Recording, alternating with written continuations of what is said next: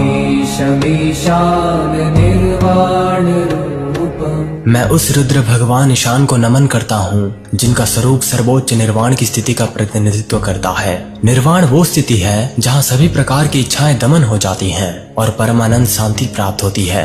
विभुं व्यापकं ब्रह्म वेद स्वरूपम्।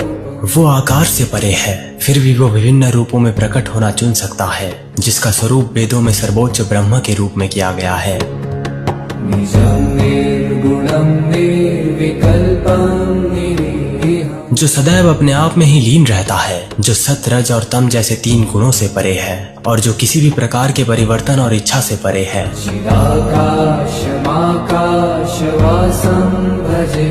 जो सदैव चिदाकाश यानी कि आध्यात्मिकता के आकाश में रहता है, मैं उस ईशान की पूजा करता हूँ।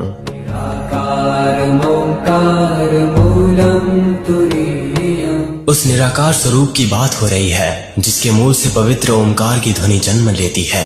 नमामीशमीशान निर्वाण रूपम्। मैं उस रुद्र भगवान ईशान को नमन करता हूँ जिनका स्वरूप सर्वोच्च निर्वाण की स्थिति का प्रतिनिधित्व करता है। निर्वाण वो स्थिति है जहाँ सभी प्रकार की इच्छाएं दमन हो जाती हैं और परमानंद शांति प्राप्त होती है। विभुं व्यापकं ब्रह्म वेद स्वरूपम्।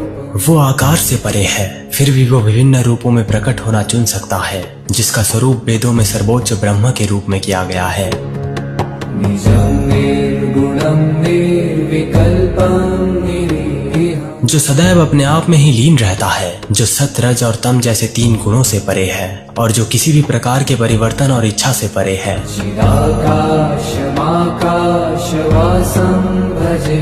जो सदैव चिदाकाश यानी कि आध्यात्मिकता के आकाश में रहता है, मैं उस ईशान की पूजा करता हूँ।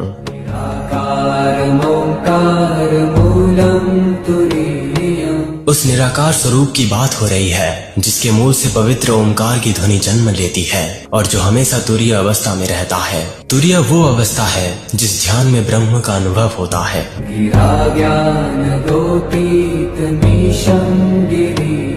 ना तो उसे वाणी व्यक्त कर सकती है और ना ही उसे इंद्रियां अनुभव कर सकती हैं। उसे गिरीश कहा जाता है। गिरीश का अर्थ होता है जो पहाड़ों का स्वामी है।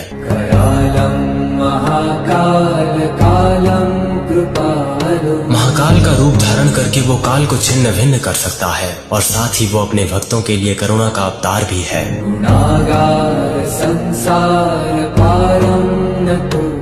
मैं उसे नमन करता हूँ जो इस संसार के भ्रम को पार करने में मदद करता है, जो गुणों से बने निवास स्थान की तरह है।